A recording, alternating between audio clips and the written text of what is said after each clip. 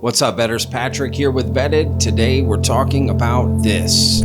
I think my film brings out the base facts. I mean, to be honest, I think this film is disclosure. This is 34 really high-level military government intelligence officials breaking their silence on what they can lawfully disclose, telling you what they have become aware of, putting their reputation on the line to tell you the facts and let you know this is real. Here's the circumstances. Here's how we got here. Here's the lay of the land. Just putting it all on the table. The average person is not told about like the capabilities of nuclear weapons, the vulnerabilities, how many we have, how many are being made, where they're stored. No, we know that. No, we don't. There's tons of information about nuclear weapons that are classified. Okay, we know how many we have. It's in treaties.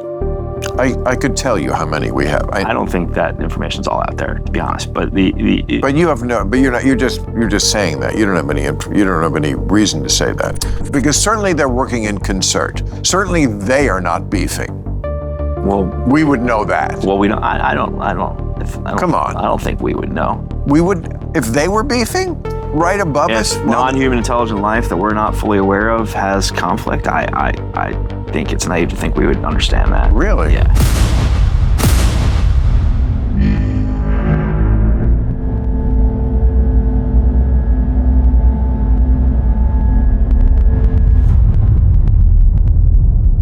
All right, Vetters, I worked really hard on this video, so please hit that like button for me. And if you're not already subscribed, hit that subscribe button. Now, what's today's video about? Well, we're going to be pulling quite a thread in this one. Again, I worked really hard on this video. This video took me a long time to make, but it is well worth it. We're going to go down a rabbit hole here because Dan Farah, the director of The Age of Disclosure, recently went on Club Random, which is Bill Maher's podcast. And Bill Maher, you may know, host Real Time with Bill Maher. And Dan Farah has been on that show as well and talked about it.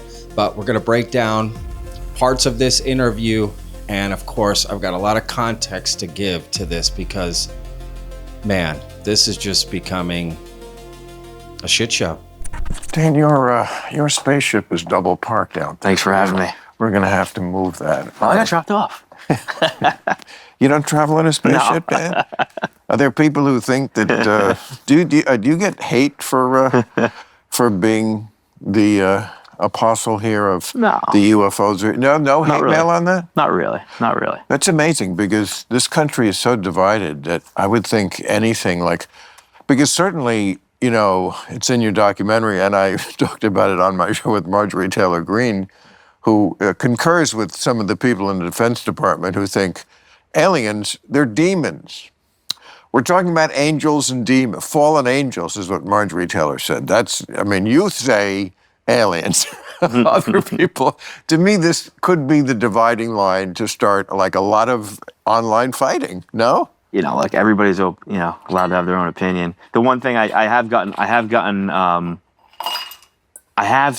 some like angry DMs on these social media sites where people are like, I want more evidence. I want to see this. I want to see that. And I'm like, I do too. We all want more. Now it starts off very friendly. Of course, Bill Maher making jokes and having fun. Your spaceship's double parked, which again, this is what people still joke about this stuff. Now, to be fair, Bill Maher, I watch this podcast and Bill Maher jokes with everybody about everything. So I wouldn't take it too seriously that he's making fun of the topic. Clearly, he's having Dan Farah on and he's completely supported UFO disclosure. The problem is he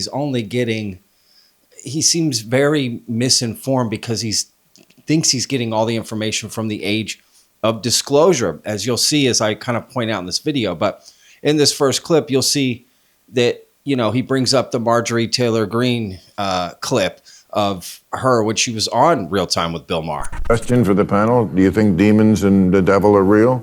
Absolutely. I'm a Bible-believing Christian.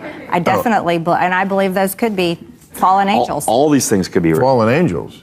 Yeah, fallen The angels. aliens are fallen angels? That's possible. I think that's what they could be. That's what makes sense in my worldview. So, of course, there's always going to be this discussion, what are ET, right? What is the phenomena?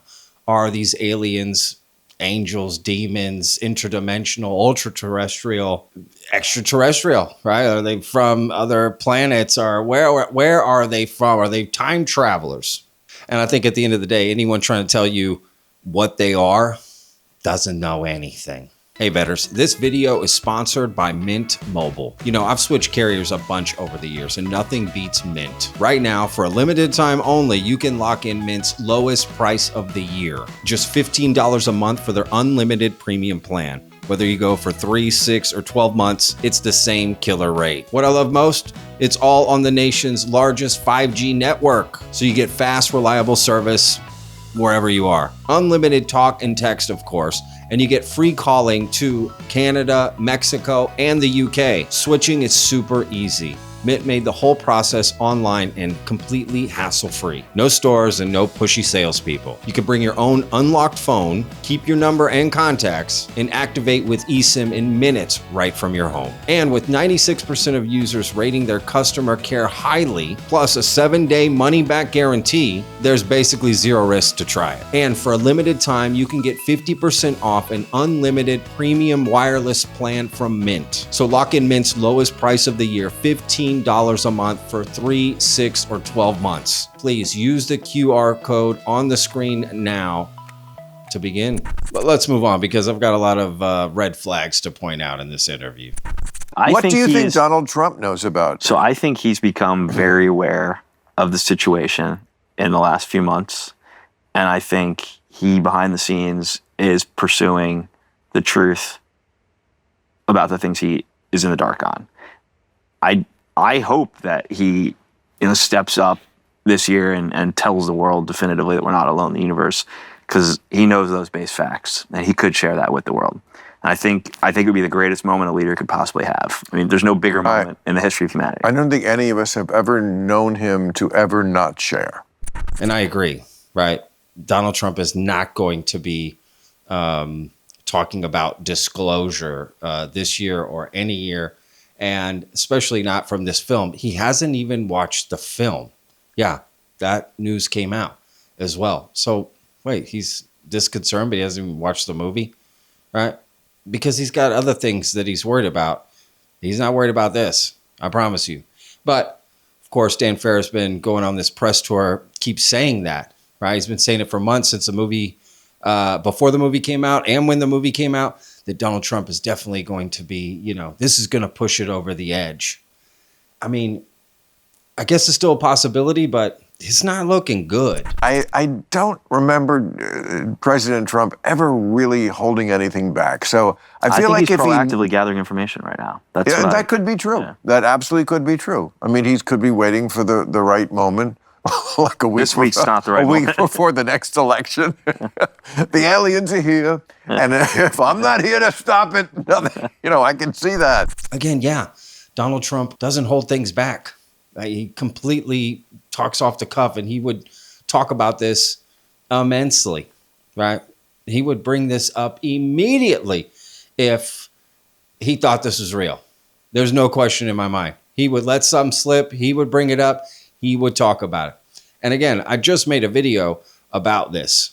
Apparently some UK film director, Mark Christopher Lee, who I have interviewed, came out and said that Trump is going to be giving a disclosure speech on July 8th of this year, 2026, July 8th, right?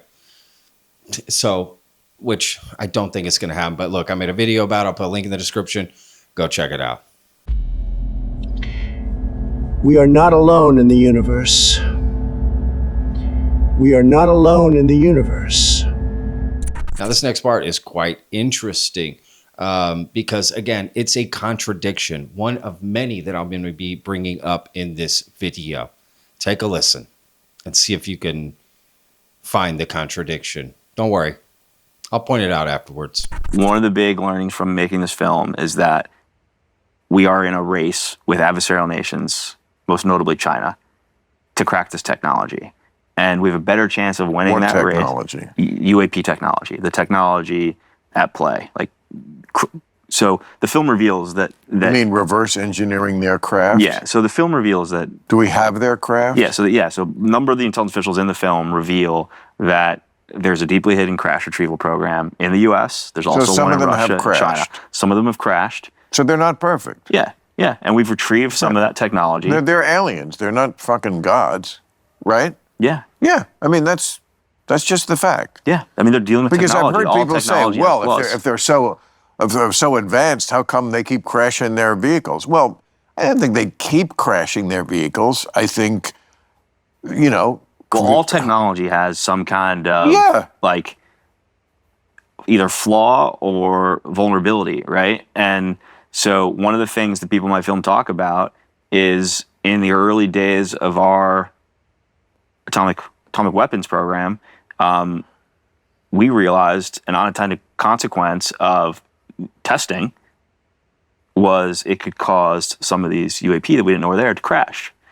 So there's been all these learnings over time of what could cause these things to crash. I'm sure there is one reason why they have been monitoring us for so long is because they don't know about this planet and they're finding out. They're gathering information. Maybe. I mean, I don't know if you... Or they've been here long before us. Or they have been here long before us. So we're in a race to crack this technology? But wait, Dan Farah said on Joe Rogan, we already have.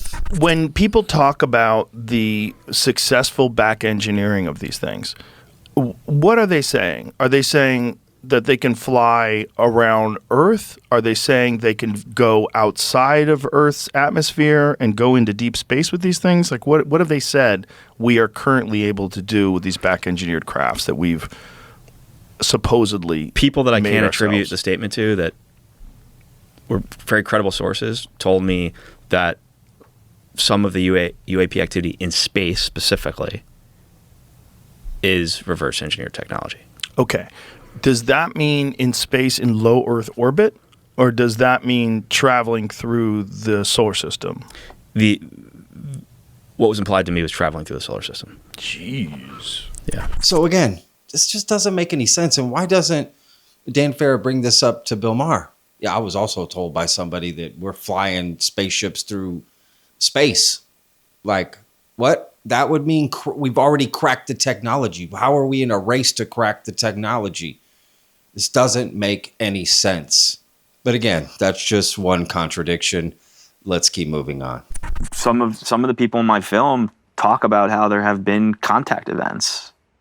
Some of the intelligence officials in my film talk about learning of an event that happened where UAP landed on a military base and non-human beings interacted with CIA and Air Force officials. When you say interacted, you mean dating? No, but what do you mean by interacting? You meant they said they interacted, they communicated somehow. That's what Well, what's the couple of the somehow? intelligence officials They talked must about if they're testifying about this. What's the somehow? That was all it was said. And the intelligence official in the film talks about a conversation he had with President Bush I, Sr., about this. And it's a fascinating part of the film. Halleman Air Force Base is the name. I of loved the base. it that Bush too. His comment was, "I ain't telling." Yeah, that's one of the. That says a lot. That was one of the. I ain't telling. But that was one of the coolest. But Texas, if they try to mess with Texas, But when we're he's the talking, point of the spear. And the intelligence official that Dan Farah is talking about is Eric Davis, Dr. Eric Davis, right? And he's talking about George Bush Sr., right, who was the former CIA director, was the 41st president of the United States. And apparently, while he was being read into the becoming CIA director, he was just accidentally told that the Holloman Air Force Base landing was real. Take a listen. And that's when Bush learned about a landing at an Air Force base in New Mexico by a UFO, humanoid type, non-human intelligence came off the craft and actually met with uniformed senior Air Force officers and some civilian CIA personnel. And they went off. And you're referring to an event that is often just called the Holloman landing. The Holloman Air Force Base in April of 1964. That's right. Now, I made a whole video about this, so you can go check it out. Explain the whole Holloman landing, everything. So link in the description. Feel free to check that out. But again, what are we talking about here? And why is he calling him an intelligence official, right? Government official. Like, say his name, right? I thought Derek, like, he's a scientist looking into this, right? Like, there's a lot of peculiar things that Dan kind of holds back and doesn't reveal, right, in this that are very pertinent to Bill Maher's knowledge of this. And I think this happens to a lot of people. They get just small pieces of the puzzle and they think they've got it figured out, right? That's why getting your information from one documentary is just not a good idea. But let's keep this train moving. Because the next person we're going to talk about is actually George Bush Jr., right? George W., as he's called. A bunch of the people I interviewed revealed that during Bush II's administration, shortly after 9/11, he was contemplating going public with the base facts that he had learned, that we're not alone in the universe. Is that right? And they held a multi-day, I think it was 2 or 3 day think tank where they invited a couple dozen people to come and evaluate what the pros and cons would be.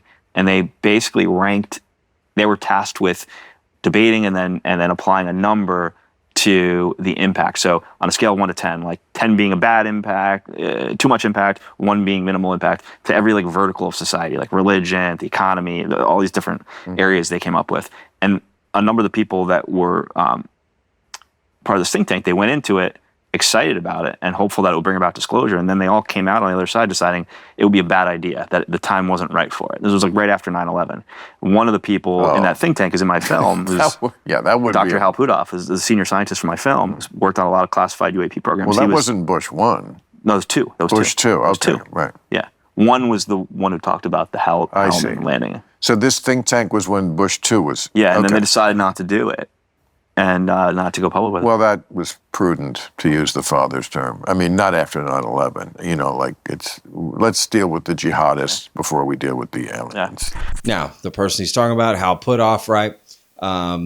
Dr. Hal Puthoff did bring this up on his Joe Rogan interview and gave a lot more context to exactly how this happened, because Dan's leaving out some very pertinent details, right, that I'll explain here in just a second. But let me show you the clip from Joe Rogan, Hal Puthoff telling Joe Rogan about this interaction, right? This meeting, this little get together to decide if disclosure is right for the American people.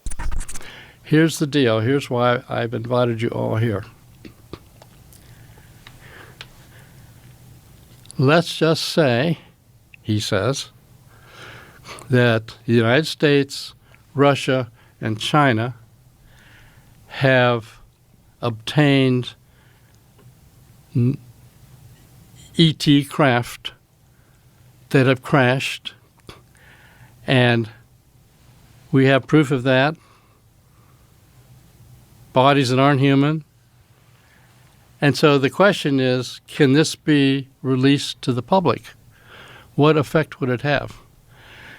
So I and the other people, I found out by talking to them later, we thought, oh, this is cool. I mean, maybe we can get, some kind of disclosure here. And so he said, here's what we're going to do. We're going to make up a list of what would be affected in the culture with this kind of a disclosure. And by the way, at this point, we still didn't know, is he saying that that's true stuff, or is this a hypothetical? Or right. Anyway, so anyway, make a list. So we came up with a long list, like, 60 items or something. You say, oh, wow, stock market might be affected, religion might be affected, whatever. Government affected, policies be affected, politics would certainly be affected. And then for each item, we had to go give it a score from +9 to -9 as to how intense the effect would be and whether it's positive or negative.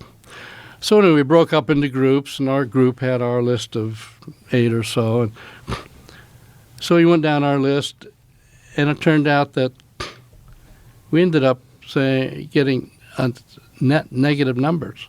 And let me tell you why you can get negative numbers.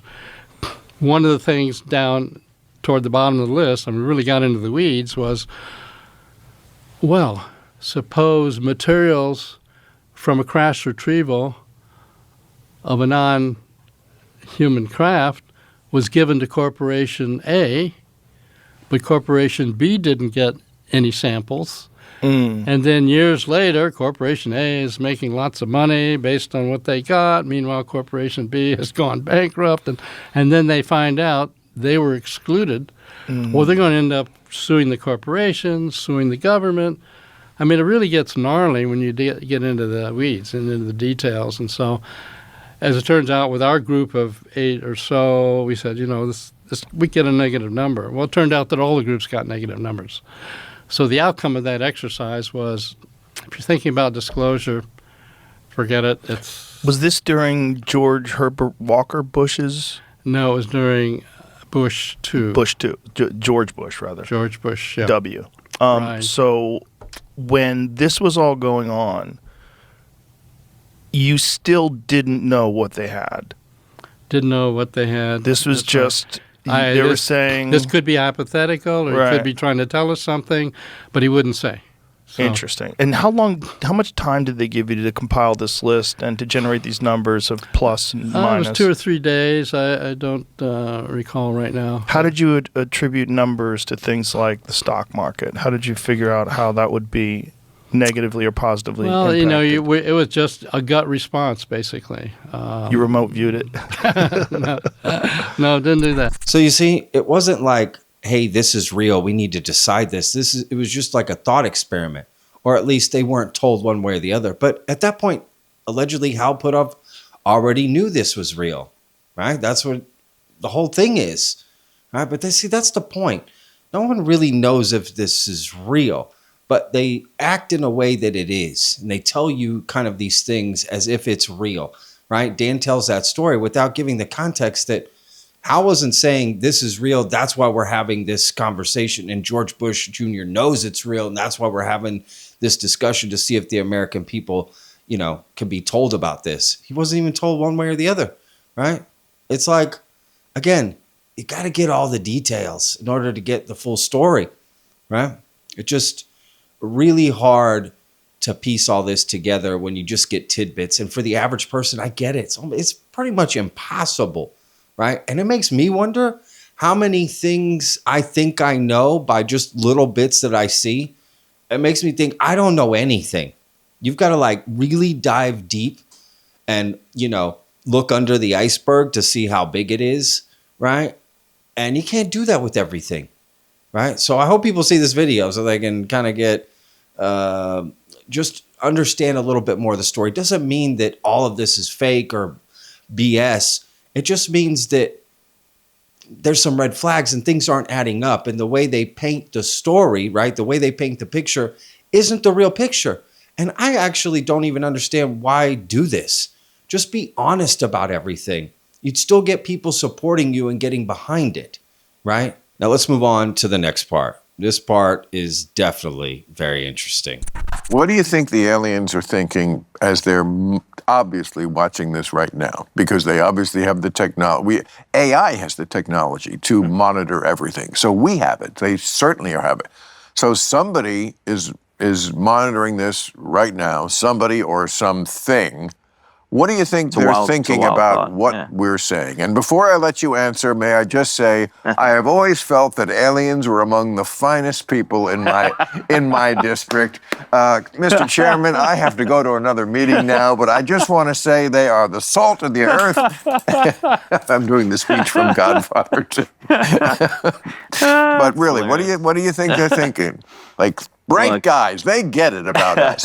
I mean, obviously, it's pure speculation, but the interesting thing about that question is my takeaway from making this film is that we're not dealing with one non-human intelligent life. My takeaway is that there's a lot of intelligent life out there, and that they like humans, they probably all have different intentions and different points of view. You just opened up a can of worms. I'm going to have another drink. I think, so you're right. We're talking about it's a singular force. It's not.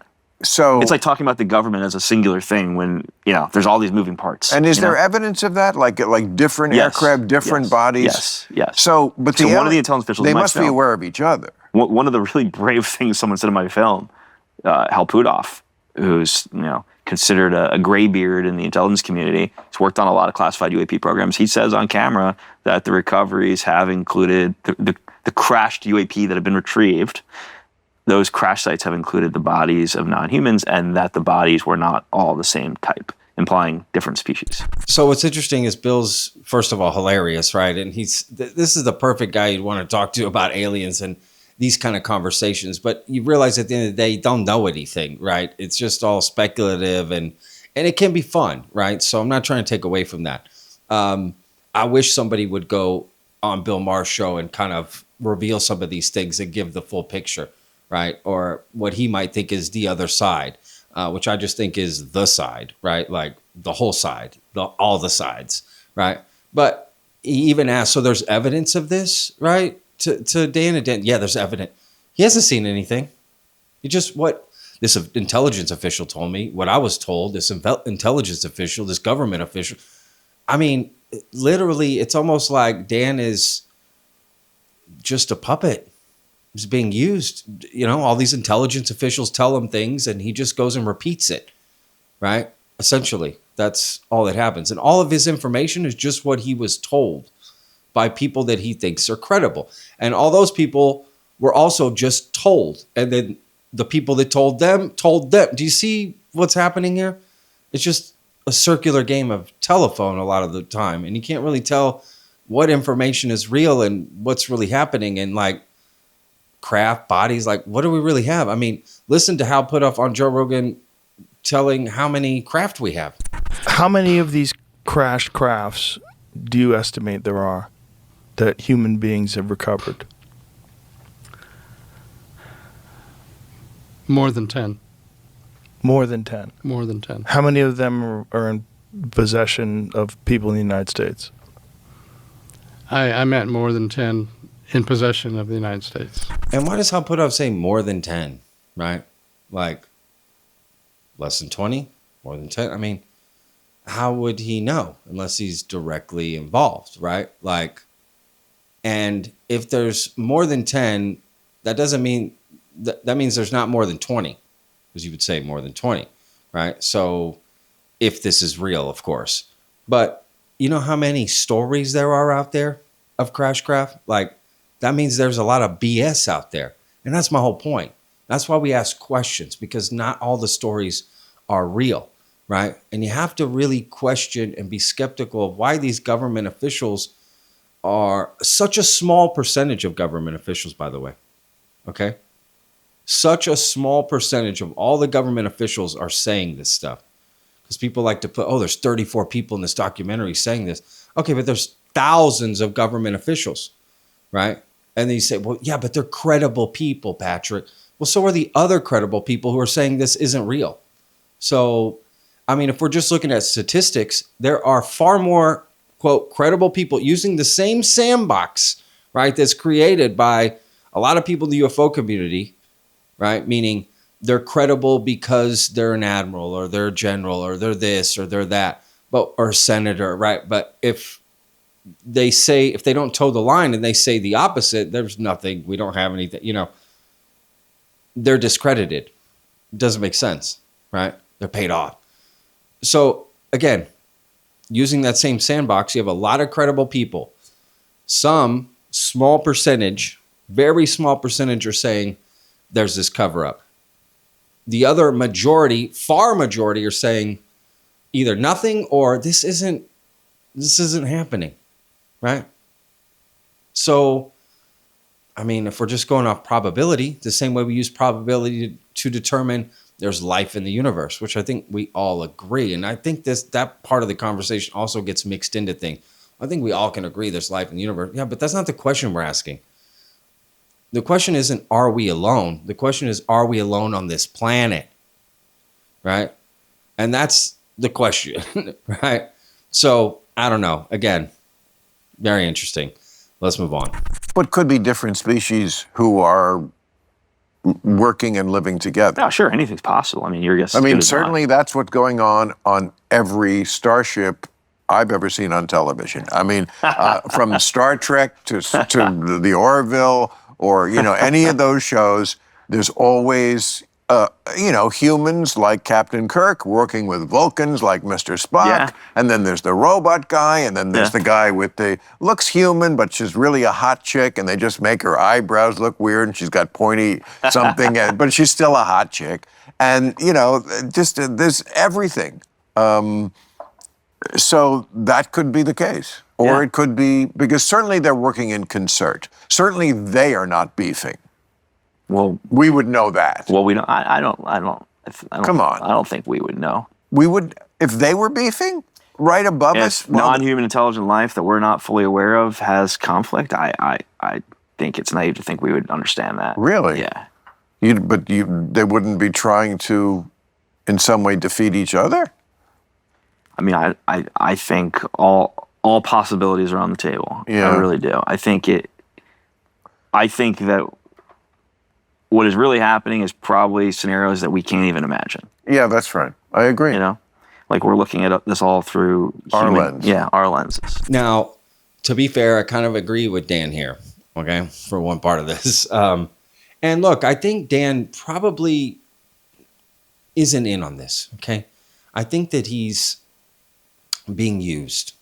And I think this happens a lot in this community. People get their eyes glazed over by these people telling them these things, and they're just like, oh my God, this is, I can't believe this is real, right? And they just forget, they lose all their critical thinking skills, and, there could be so many different motivations and reasons, but I think Dan is just being fed information like Tom DeLonge, like a lot of people, right? You had Hal Puthoff go to Tom DeLonge and push him, and that fell apart. Now you got Hal Puthoff pushing Dan Farah with this, and I think this just repeatedly happens. And who else is connected to all that? Lou Elizondo. Don't worry, I got a special clip at the very end for you for that as well, right? Lou Elizondo, TTSA, now moving to this. A lot of those same people, Chris Mellon, right? We could go down the line.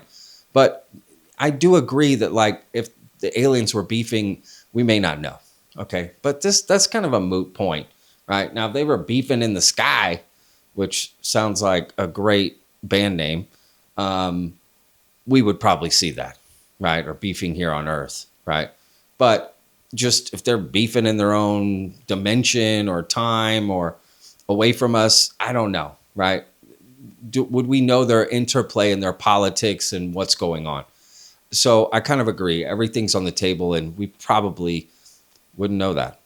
But this next part, I have to admit, Dan sounds, in my opinion, very delusional with the impact he thinks his film is going to have. And I mean that with the utmost respect, right? I get if you're behind a project you're doing and you want to believe in it, but I'm outside of the project, right? So I just don't see what he sees. And to be fair, this part of what makes me think he's being used, right? He's bought into the cult, if you will, the UFO cult in a sense, this government disclosure cult.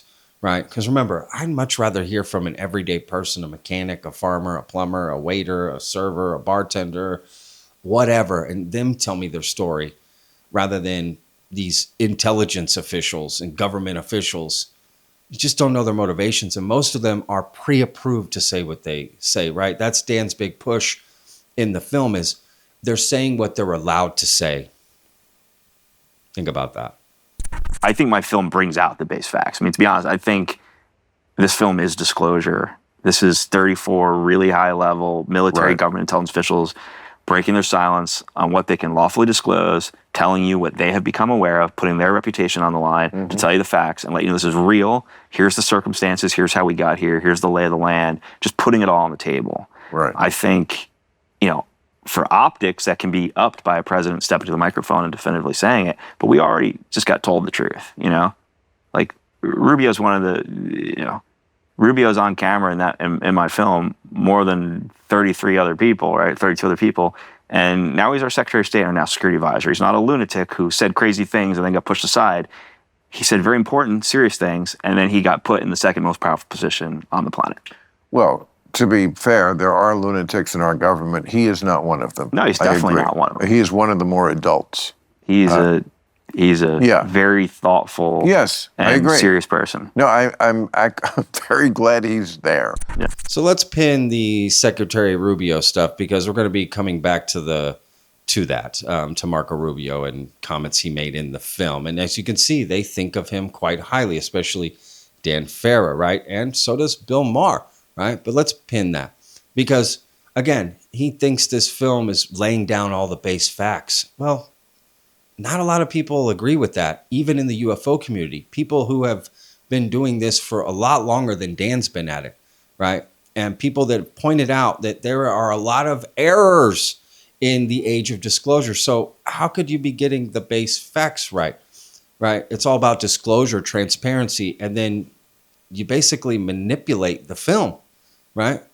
Take a listen to George Knapp and Jeremy Corbell. I've played this clip before, and I'm going to keep playing it till the end of time because I agree. This isn't the story that's out there, that was out there, that got told in the film. That doesn't mean one is true or what, you know, it just means anything about UFOs or aliens, but the base facts, which you can look up, are different from what Dan Farah put in his film. And I don't want to be a turd in the punch bowl or rain on the parade of the movie because it's a great movie and it is important. But that is a pretty glaring omission. And I was glad to see Lou Elizondo and Jay Stratton on the same stage, even if they weren't being entirely truthful. But if you're making a movie and you're calling for disclosure and honesty, and we want to know the truth, tell us the truth. We can handle the truth. We want transparency. You got to live up to that standard too. And OSAP got the $22 million. That's the money that Reed got for it. ATIP came later. It grew out of it. It did not have a budget that we know of. Lou Elizondo and Jay Stratton were involved in it, but they have had very vigorous, I'll put it that way, vigorous disagreements about what program did what and who was in charge of what that they have expressed for a number of years. The fact that they've come together and found some common ground that both are able to agree on for purposes of the movie is probably a good thing. Having the movie out without a bunch of internal squabbles is good. But eventually, Jay's going to have his book come out. I think it's still wrapped up in the Dopser process. And I don't think it's going to toe to the line of the sequence of events that we heard in the movie. I just don't. And because they aren't. And the people who were involved directly with OSAP, who are here in Las Vegas, are not likely to come forward and raise a stink about it. They're just not. But I can tell you, they watched this and they were pretty upset about it. Okay, so we've done right for, your friends that actually ran OSAP and did all that work. It's got to feel like they're a little bit robbed, not having that told, that part of the story. You see, they got so many things wrong in the age of disclosure. So how can it be a baseline of the facts? Right? It's not. And a lot of people are going to disagree. But look, most people are going to think, well, the ends justify the means, right? They got stuff wrong. It's pretty wrong. But it's getting people to talk about disclosure and UFOs, so we'll just let it slide. I'm not okay with that. I just think, what's the point? And that's what happens a lot in this community. You get fed BS, and it's like, well, but at least we're talking about UFOs, so it's okay. At least we're talking about disclosure, so it's okay. No, it's not okay. How are we going to get to the truth of, and find this needle if we keep adding to the haystack? Isn't the point to find out the truth? Isn't that what disclosure is all about? To get the truth? Not to let's just enjoy the journey. Okay. I mean, teach their own, but what's the point of disclosure, right? That's why I gave up on government disclosure, because that becomes the point. It's not about truth. It's just about, well, let's just keep talking about UFOs and remove the stigma. Okay. Right. But I really want to know. Are we being visited on this planet? I genuinely want to know that. That's why I got involved in this topic. I want to know if the phenomena is real. And if it's real, what's happening? And when we can't even agree on the base facts, man, it makes it really hard. Now, remember when I was talking about Rubio? Let's get back to that. It's one of the reasons why I do think that we might see, the current president, not this week, not next week, right, but sometime in the near future, step to the microphone and make that statement, because he's got Rubio behind him, and Rubio's so aware of the truth, and he's become even more aware of the truth now that he's the national security advisor. I'm absolutely sure Trump will do the right thing with this as long as it involves making money from crypto. Okay. As long as the disclosure will also involve a tremendous payoff. And here's another red flag and contradiction, because I played this before. Secretary Rubio was asked about his inclusion in the movie Age of Disclosure on Fox News back in November or December of this past year of 2025. So I think the film had already come out. He's asked about it. And his answer is, it's hilarious and eye-opening, right? Take a listen. All right, I want to start this out with a fun question, because there are really serious issues involving national security, peace around the globe. I mean, you're at the highest level of discussions, and we're going to get into a lot of the hot spots and success and all that. But I got to ask you, there's a show that's come out. It's called The Age of Disclosure. Yeah. Okay, I know everyone probably, right? Everyone asks you about it? Sure. It's a new documentary. We had repeated instances of something operating in the airspace over restricted nuclear facilities. It's not ours, and presidents operate on a need-to-know basis. Yeah. Okay, that is... So a couple points on it. First of all, I'm not disavowing that. It was an interview that was done almost maybe 3 or 4 years ago when I was in the Senate. Right. So it wasn't recent. The second point I would make, I was describing the allegations that people have come forward with. I had people that came forward to us. You know, some of these people were Navy pilots, admirals, generals, whatever, that would come forward and say, that there were programs in the U.S. government that not even presidents were made aware of. So I was describing what people had said to me, not things that I have firsthand knowledge of in that regard. A little bit of selective editing, but it's okay, because you know, you're trying to sell a show there. But the fundamental comments, I haven't seen it, but the clips I've seen and people have shown me are fundamentally true, and that is, there are things, we know this has been documented, there have been things that fly over the airspace, restricted airspace, be it where we're conducting military exercises or the like, and everyone in the government says they're not ours. And so what I worry most about, just me personally, is that some adversary, another country, for example, has developed some asymmetric capability for surveillance or the like that we just are not prepared for. You know, we're looking for missiles and fighter jets, and they're coming at us with drones and balloons. Yeah. Remember, you know, when NORAD turned on the radars and started looking for balloons, all of a sudden they spotted a bunch of balloons flying overhead. 90% of them were innocent, you know, things. A couple of them were Chinese. And so, but we never look for balloons because our radars aren't trained for that. So that really was the point I was trying to drive at. I can't comment on the rest of the documentary. It has, as I said, claims from people that were former admirals, naval fighters, people with high clearances in government. Some of them are pretty spectacular claims. I'm not calling these people liars. I don't have independent knowledge that what they're saying is true. Mm-hmm. The one observation I had is we had people that did very important jobs in the U.S. government who are saying these things. So we have people with very high jobs in the U.S. government that are either A, liars, B, crazy, or C, telling the truth. And two of those three options are not good. Those but are I don't know three the options. answer. I don't know the answer. I don't have any point of, you know, I don't want to call them liars. I just don't have any independent way to verify everything they said. So there you have Rubio, right? How many things did he just lay down there? First of all, it was filmed years ago, right? Wasn't Secretary of State then. Selective editing, right? But hey, they got a film to sell. Right. And hey, remember, Dan Farah's talking Rubio up. And Rubio's saying, I can't confirm any of these things. And he's Secretary of State. He can't confirm any of these things. Right. Again, they just misquoted and misused his stuff in the film. Again, and how many other people did they do that with who aren't going to admit it? Like George Knapp said, the people that are being misrepresented, not even included in the film about OSAP and all, they're not going to raise a stink about it. And that's what's going to happen.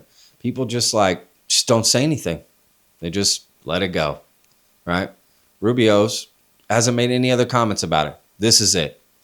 You would think if it was so impactful, he'd be talking about it, but he's not. This is the one time Sean Hannity asked about it, and they started the interview with that. It was kind of, playful, but it's just kind of like, okay, let these guys go with it. Not hurting me, right? But selective editing. I can't ever get that clip out of my head. Let's move on. This technology, one of the takeaways from making this film, became very clear to me that this technology that UAP have, the technology that make UAP work, that technology can be used to revolutionize the way we live, or it can destroy everything. You could literally, I mean, just to say it clearly, it can be used to instantaneously deliver a nuclear weapon to the other side of the planet. That is the most terrifying thing of all time, right? And so if you make that technology public and this new energy source public, people could weaponize it. So yes, they're 100%. Everyone I interviewed talked about how that is the humanitarian issue that we face, and it's held back sharing this for a very long time. And the only way forward to make it public and get those benefits would be to open up some of it, the base facts about it, and treat it like we treat nuclear technology, right? Like that became a humanitarian issue. Nuclear technology is known. We know we use it for good, and we also know that nuclear weapons exist. The average person is not told about like the capabilities of nuclear weapons, the vulnerabilities, how many we have, how many are being made, where they're stored. No, we know that. No, we don't. There's tons of information about nuclear weapons that are classified. Okay, we know how many we have. It's in treaties. I could tell you how many we have. I don't think that information's all out there, to be honest. But but you have no. But you're not. You're just saying that. You don't have any. You don't have any reason to say that. I don't well, think. This analogy has been made to me. Has been made to me by a number of intelligence officials and government officials. How that is the only actual reference point for how to handle this and make it a humanitarian issue. You know, use the technology openly for good, and yes, I'm for just some saying, weapons. when it comes to like knowing how many nuclear weapons we have, we do know, and we do know what they can do. And I love Bill Maher pushing back. And the moment Bill Maher would find out some of the Marco Rubio comments or some of the stuff about OSAP and ATIP and all the Lou Elizondo stuff that's in the film that's completely wrong, you know, what would he say? Right? He would definitely push back if he knew. He just doesn't know. And that's the problem. A lot of people watch the film and have no idea about the whole story, right? And I love Bill Maher pushing back on this, right? Because again, it brings up another point.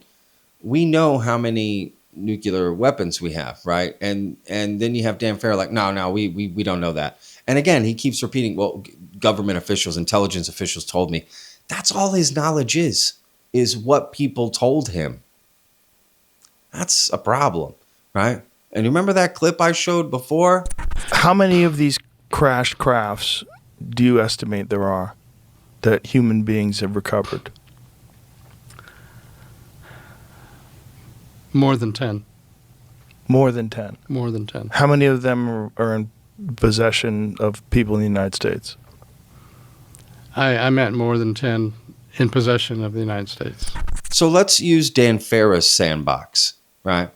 That we wouldn't even know the number of nuclear missiles we have, and that wouldn't be public. But Hal Puthoff can go on Joe Rogan and say we got 10 UFOs. And remember, UFOs are classified higher than nuclear weapons, right? It's more secretive. So again, that doesn't make sense in Dan Farah's sandbox. Now, in Bill Maher's sandbox, it makes sense what Hal Puthoff is saying. Do you see how things just don't add up? But do you think, here's the other thing, like you just got to also think about all the technological breakthroughs that could come out of this. There's a scene, part of my Rubio interview that ended up getting cut out for time, was he spent a few minutes making the point that there were like 35,000, I think it was maybe 32,000, really significant inventions that came off the back of the space race, right? It was a single mission, get to the moon, but all these other inventions came off the back of that technology race that impact our life every day. And his point was, we don't know. I remember you meant, yeah, you said that. But there's a lot of things, and stuff that has helped make progress in the medical field. GPS. Didn't we get that from this? I think so. To be honest, I don't remember. But his point was, we don't know what's going to come off the back of taking this more seriously and putting the right brain power and resources towards this. Point. And you know, it's foolish to rule out the fact that it might change our lives for the better. You know, we don't know. It might. So, my hope is that that happens. I mean, to quote every invader ever, resistance is futile. Resistance is futile. I mean, if they want to kick our ass, I'm sure they can. So, I mean, probably best to make friends with Keanu Reeves. like and that. just get our shit together And as just a get our- species, you know? Yeah, that's not going to happen because we're so divided.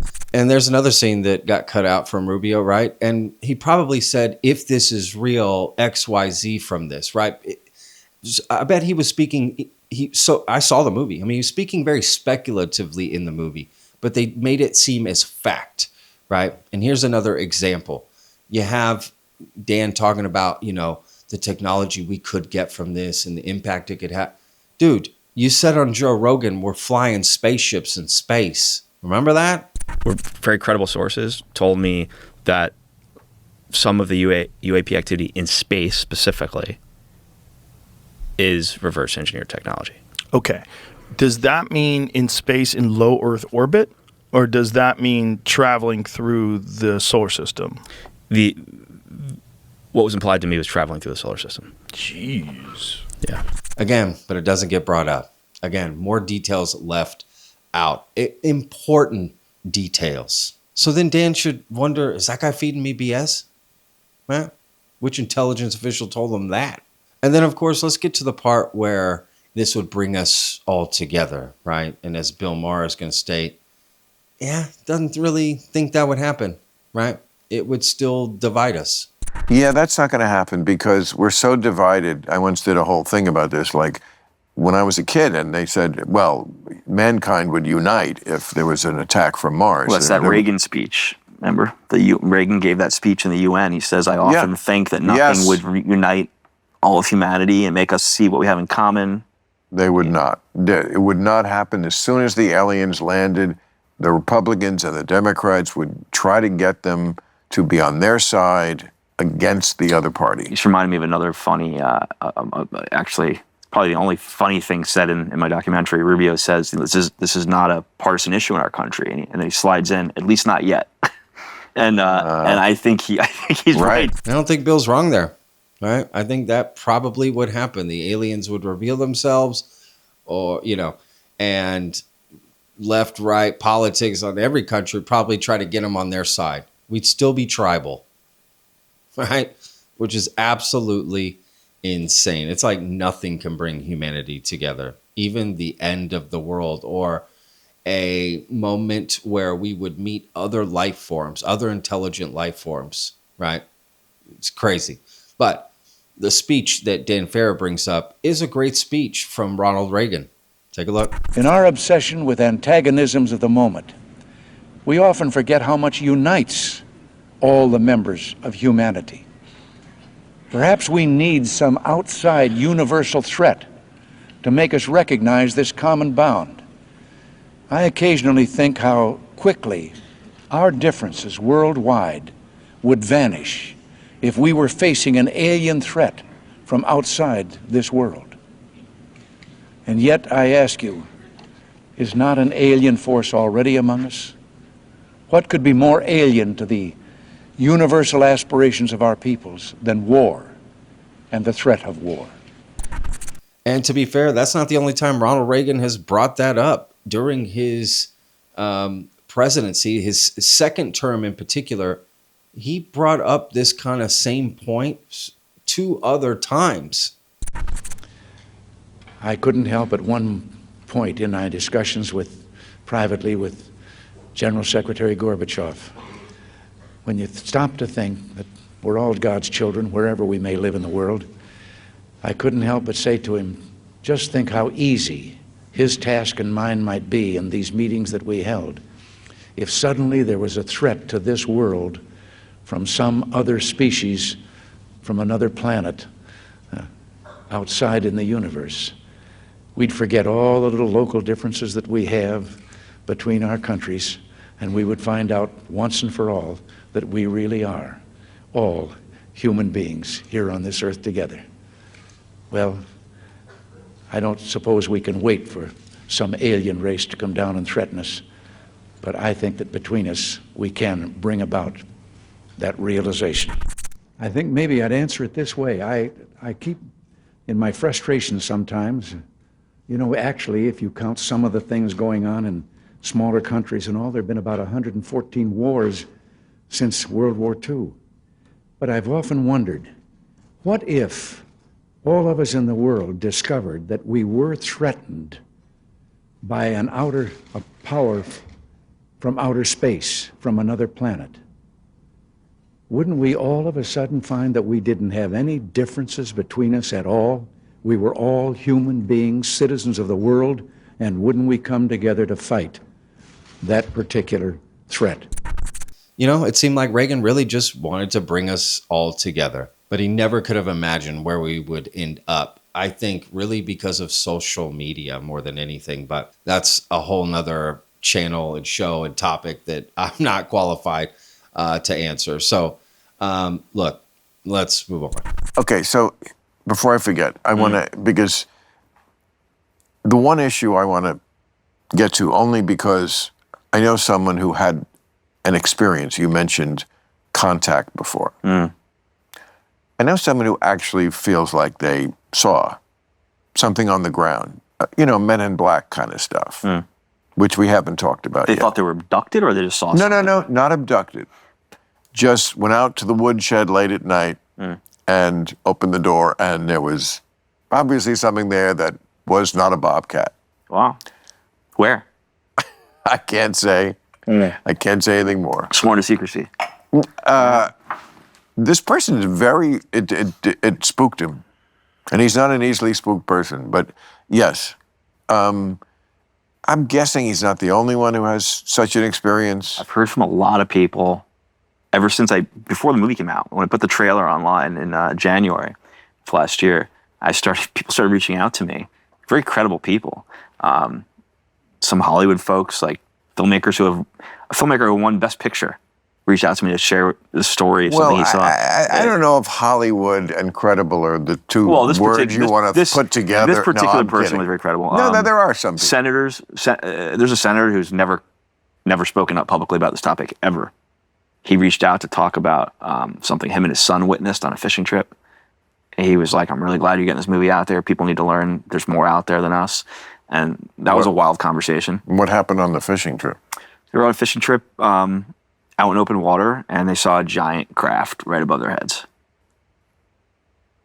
That's all he told me. But super serious guy. Well, I never spoken to him prior. He reached out. That you hear a lot. I'm talking about. I mean, that's pretty extraordinary. It's very extraordinary, but it's still a little bit removed from actually being here in some sort of form on Earth. That you hear a lot. That I really don't doubt anymore. There's just too many sightings of that, where they're observing from close quarters, but not here. So this friend of yours saw a being. A being. Yeah. Yes. Yeah. I mean, one of the intelligence officials in the film goes, remember the guy Jay Stratton, who I talked about earlier, he goes on record in the film saying that he has seen a non-human being with his own eyes. And I'm so glad that he brought up Jay Stratton. We'll get to that in a second. But that story Bill Maher told is very interesting, right? Saying a friend of his who he trusts saw being an alien, right? That's pretty interesting. Look, I know people that I trust, right, in my real daily life, who have seen things they cannot explain, quite extraordinary things. And I believe them. I believe there's a lot of people with real experiences, right? That's not the problem. The problem is this government disclosure nonsense, right? That's the real problem. But regardless, and that is an interesting story the senator told. Hey, I was out, I saw a craft, right? I think there's a lot of people with stories they haven't told, right? I do believe that to be true. And I think there are a lot of true stories, but there's also a lot of BS. And you always have to wonder why the BS comes out. Is it to hide the truth that we do have UFOs? So it would be odd to come out and say we have UFOs to hide the truth about UFOs. Right?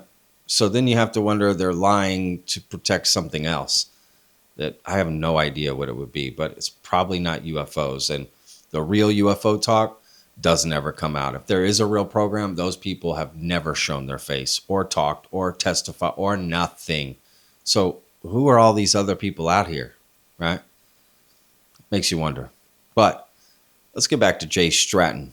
Now, he did come out in the age of disclosure, and it was famously in the trailer and said that he had seen a non-human body or whatever with his own eyes. I have seen with my own eyes non-human craft and non-human beings. And that clip went viral. And I remember thinking, oh, I can't wait to hear the story when I see the documentary. Oh, yeah, that's all he said in the documentary, too. And Dan Farah at the beginning, if you remember, he was trying to say, oh, I didn't want to make a sensational documentary or whatever. You know, yeah, well, that's very sensational, which is fine. But he didn't explain that story at all, right? I mean, at all. So, again, we get a little breadcrumb and we don't hear any details about Jay Stratton's story because I know why. He's saving it for his book that's coming out later this year, which George Knapp talked about as well. Is going to tell a completely different story about ATIP, Lou Elizondo, and then he's in the movie. He may have even explained some of that stuff, and Dan just didn't use it because it didn't fit the narrative, because there's a bazillion narratives going on in the UFO community, right? And I just don't know why you don't talk about that. And people don't want to talk about it because they think it hurts disclosure, guys. We can't talk about that. It hurts disclosure, right? Well, hey, guess what? The truth is the truth. And here's a clip from an old video that I made talking about Jay Stratton. But let's maybe it's not like that it's a matter of truth. Maybe it's just a selective telling of a part of history. I think it's a nicer way to say it because I think it is true. For example, another thing in the movie is when they say it was Jay Stratton he has been so straightforward about this, and I really respect the way he talks about it. But I think he was dancing around something. He says, we bumped into the legacy program.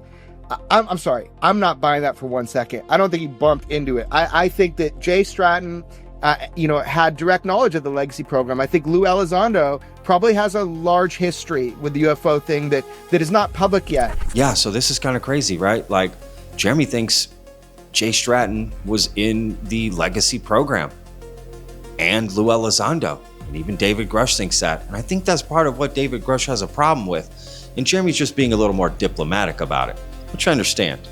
They don't want to be dicks to people they may consider friends. Totally get it. But I'm not any of these guys' friends, so I'll say it. It's bullshit, right? And when you hear, for instance, people ask, why isn't Jay Stratton testified, right? It's heavily featured in this film. I made a video about this a few months ago for the September hearings that happened, right? Why isn't Jay Stratton testifying? Because Eric Burleson got asked about it because he's been working with David Grush. Hey, why isn't Jay Stratton testifying? And the answer that Eric Burleson gave, Representative Eric Burleson, who ran the hearing, he showed the Hellfire missile, all that, heavily involved in UFOs. When you hear the answer, and especially what Dave advised him on, I was shocked. So check out a clip from this video that I made from a few months ago. I'm going to put a link in the description so you can watch the full video. But this is going to piss you off. What's up, Vetters? Patrick here with Vetted. I saw this tweet last night. Does anyone else find it confusing and concerning that Jay Stratton is going on skinwalker cruises instead of skiffs and congressional hearings, and that Representative Burleson said Grush told him he's not a person of interest for UAP information? Yes, Astral. Wait till you see my video about this tomorrow. I've been thinking the same thing. Well, tomorrow is today.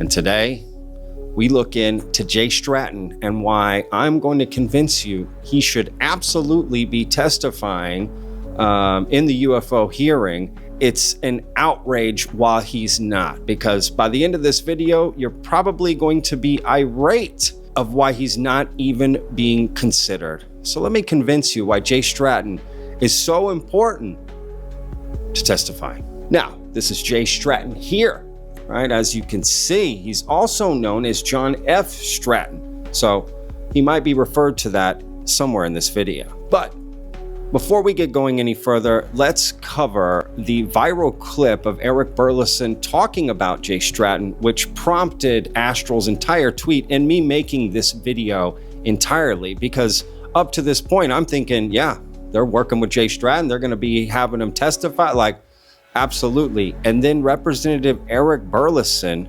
says this. Hey, Eric, how's it going, man? I had a couple just two questions for you, really. you and the task force, have y'all spoken to Jay Stratton at all since it was put together? No, we have not. Have y'all like wanted to look into, since he's like Lou's boss and everything? Have y'all at least inquired about it? Is there a reason why you haven't specifically looked at Jay Stratton? Has he just not come across your desk, or have you been? Is there any like mention of him at all? Yes, I mean his name has come up multiple times. It's not one of the ones that Grush seems to see as a high profile or somebody that is a priority. Not a priority. What? Now I'm gonna put a link in the description to that video so you can check it out for yourself. I think that's one of the best videos ever made, to be honest with you. Yeah, Jay Stratton just being told like, oh, he's not. David Grush saying, oh, he's, it's not really a priority to interview, even though he is one of the biggest people to have testify, right? As I prove in that video. Again, none of this makes sense, but when you realize it's David Grush saying that about Jay Stratton, it does kind of start to make sense. Now, we'll get to that in a second. And well, if we have the corpses, right? Is that in dispute anymore? I don't think so. You don't think so? No. We have alien corpses. Numerous very senior intelligence officials have got on the record saying that. And people have said, I mean, I know people in the movie that you made say, if you saw what I saw with my own eyes, right? Yeah. I'm assuming that's what they're talking about. They've seen an actual body. Yeah. I mean, it's one thing. People have testified under oath to Congress saying this. David Grush, one of the intelligence officials who testified, he talked about non-human bodies that have been recovered. So again, he brings up David Grush, which is quite interesting, right? See, David Grush was featured in The Age of Disclosure, but not in the way you think. He actually wasn't in the movie, but he was in the movie, meaning they used clips from interviews and his testimony, but they didn't actually get a sit-down interview with him, right? And when you hear what David Grush said about Jay Stratton, it's very interesting because Jay Stratton hired David Grush to do that years-long investigation that he then testified about, right? And then to have David Grush say, well, he's not really a priority. But wait, he saw non-human. He's like one of the top-ranking officials of all time to come out and talk about UAP. He allegedly was in the UAP program. And he's not a priority, right? Again, very strange. But then when you hear why David Grush wasn't in The Age of Disclosure, according to Jeremy Corbell, it starts to add up. Here's a clip from an old video that I made that I'm going to put a link in the description too so you can check it out. Why wasn't David Grush in The Age of Disclosure, right? Huge whistleblower, testified in July 2023, talked about non-human intelligence, right? Bodies, we recovered bodies, all of this. If you believe we have crashed craft, stated earlier, do we have the bodies of the pilots who piloted this craft? Biologics came with some of these recoveries, yeah. Were they, I guess, human or non-human biologics? Non-human. And then guess what? He's not in the film. Well, he's in the film, but he's not in the film, right? They use clips of him from his interviews with News Nation and testifying and everything, but he's not interviewed. I always thought that was weird. In fact, I brought that up in my review of The Age of Disclosure. Why is David Grush not in this? Well, guess what? Now we know why. I'd love to ask you guys. I mean, we didn't see Dave Grush in there, but we did hear from Dave Grush, an interview, Jeremy, that you helped set into motion on Fox News. And I'm sure people look at this like it's all being, managed, stage managed, that the movie comes out and then Dave's on this and Fox does a week long of series and Bill Maher does interviews and it's all being manipulated by some invisible beings or something. But that interview happened a long time ago. Dave would have been a valuable addition to the movie. Why do you suppose he wasn't in it? Well, I think he definitely chose not to be in it. I remember helping to make that connection with Dan so that they could have that conversation. I think Dave has a kind of different tactic to getting out what he knows to be true. Dave is a true whistleblower. This is not a managed message with Dave. Not that it is with the other guys, but it is at least authorized. With Dave, you know, he really is working on a fundamental attitude that nobody has the right to hold this back. So let's go to his interview for 1 second. Yeah, so let's talk about this Fox News interview, as Jeremy's about to explain how that all came together, and that's quite relevant. But the idea that David Grush is just thinking different things, right? He has a different viewpoint about this. And how can it be so different that he would be like, I don't want to be in this movie? Yeah, I helped in just trying to get him in touch with a network and a producer that would be able to hear what he had to say and treat it properly. I mean, we could have done the same, George, but President Trump doesn't watch Weaponized as far as I know. So so David Grush talked again, and I was really glad he decided to, because he's not all over the media. I do think that he has a difference of opinion, and that's for him to talk about when it comes to this stuff. He really thinks everybody should just open up and say what they know. For example, he thinks that if Lou Elizondo was part of the legacy UFO program, that he should just say it. Go out on the limb and just say it.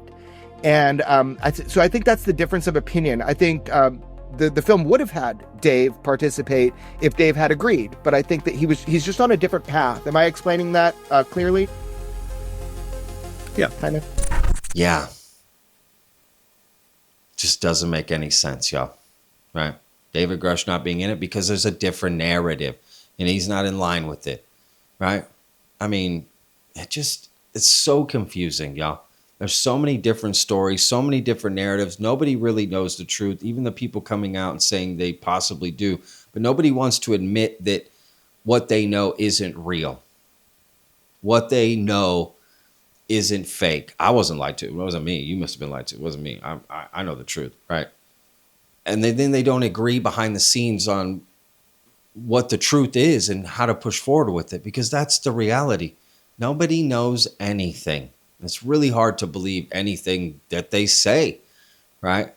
And again, I'm going to put a link down below to that video because that video has almost 200,000 views. It's basically my review of Age of Disclosure and weaponized review of Disclosure. Jeremy Corbell and George Knapp is a great video, and I highly recommend checking out if you want a full scope of all of that. So let's move on to the last bit. Good Pinot. Next one now. Oh no, that's the light. Yeah, that's at the very end of the interview where Bill Maher's like, "Oh, a light," making a joke. "Oh, the spaceship. Oh no, it's just a light," right? Little does he know that the head, star and executive producer of the Age of Disclosure quite literally did that for real. Right? Lou Elizondo literally was sharing a photo of a chandelier reflection in a window as being a mothership UFO. Real photo. Let me tell you a little bit about this, and then we're going to open this up for some discussion. We were having pilots, military pilots and civilian pilots in Eastern Europe and in the Middle East report what unimaginably seemed impossible. They described it as literally the mothership, looking like the mothership from Close Encounters of the Third Kind. Now, if any of you ever seen that movie, remember the very end, this huge mini city floating in the sky and turns upside down. It looks. Guess what we caught in Romania in 2022? By the way, the U.S. Embassy. That. Now, is it atmospheric anomaly or something like that? I suppose so. I've talked to some of the pilots, they'll tell you that's what they saw and they continue to see it. Okay. So there's a whole lot more here, folks. I just want to give you kind of a small taste. Yeah, you gave us a small taste, Lou, and guess what? It tastes disgusting, right? I mean, Bill Maher's making a joke, but that's literally what Lou Elizondo did. He shared many other fake photos. Remember the irrigation circle? Again, that's who's starring in the film and executive producing it, right? That's who, and if you watch Age of Disclosure, you see Lou Elizondo at a chalkboard teaching you things. It's like, dude, nobody wants to hear from you except people that don't know you. And then when they do find out all the other BS, it's like, oh yeah, this guy's full of it, right? And I'm not saying there aren't some credible people in this field. One, David Grush, more than anything, I'm starting to trust more. I do think he's being used and has been used, and he is also pre-approved to say what he's saying, and he has to toe the line with classified information and all of that. But I don't know. It's just, there's some, I'll put it this way. There are people that seem like genuine people, authentic, genuine people who really just believe in what they're doing. And then you have deceptive people, right, that aren't genuine, right? They may all be full of shit, but I'd rather listen to the genuine guy, right? Someone like David Grush, who, again, seems very genuine. I don't think he's trying to deceive anybody or be deceptive. I think he really believes in what he's doing, and that's why he didn't want to be a part of Age of Disclosure, because he knows it's the age of deception. He knows it's BS, right? And man, if I could just be a fly on the wall in a conversation with David Grush, denying, to be in that movie, I tell you what. But let me know what you think in the comments. This was a long one. I apologize, but hey, there's a lot of details to point out and a lot of contradictions, a lot of red flags. Let me know if you agree or disagree, which I'm sure you will. We'll see you guys on the next one. But as remember, every day's a gift, y'all. Peace. Hi, Patrick. I was just listening to somebody that was talking to you, and I got this phone number from it. I've had so many experiences right on the coast. I've even had them come down from the sky because they would be atop of all the houses right there on the ocean. And I turned around and it came right down and drove with me. I mean, it was eye level. Only time you would see it would be between the houses.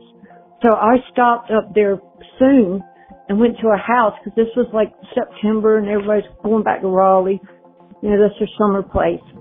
So I rushed back there and I go and park my Jeep. And I run around the front of the house, and they were right there. It was like I was looking at a hologram.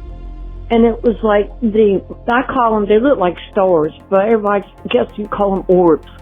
But it was the star-looking one. There was a green and red-looking one. I sat out there for 15, 20 minutes. And I was like, okay, what do I do now? So I rushed down to another place where I could park, not be in somebody's house, and ran down to the beach, and they were right there. They just kind of went closer to the water. But anyway, I've had so many experiences. I just noticed them like 4 or 5 years ago because I drive at night for Uber and Lyft. And I'm like, are they following me? Then they knew that I could see them. I'd go and flick my headlights on my Jeep. And I've got so many videos too. But anyway, I just want to share something that I've been going through, which is exciting to me. They've never tried to hurt me, but they definitely know me. They know when I come out, it's like all of a sudden, here comes a star down, right level. It's not up in the sky. And people will say it's Venus or it's Jupiter. I think that they are like a dimensional, because it might be up there, but then they can come right down. I even had them go to Raleigh with me when I went to go see Dave Matthews. There they were, right above, it was. But anyway, I love your show. Just figured I might tell you a little bit about my experience. Thanks. This is Beth.